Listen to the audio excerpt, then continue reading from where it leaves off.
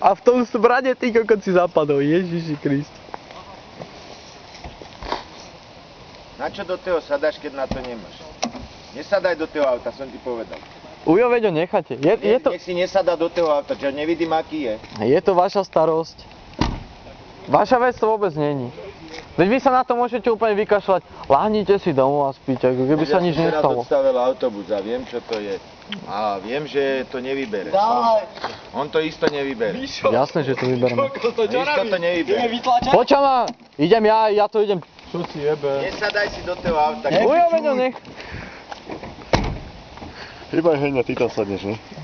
Veď som vravel, že ja šadujem, on to bude hneď točiť. To nevyťahne. Nechod za auto.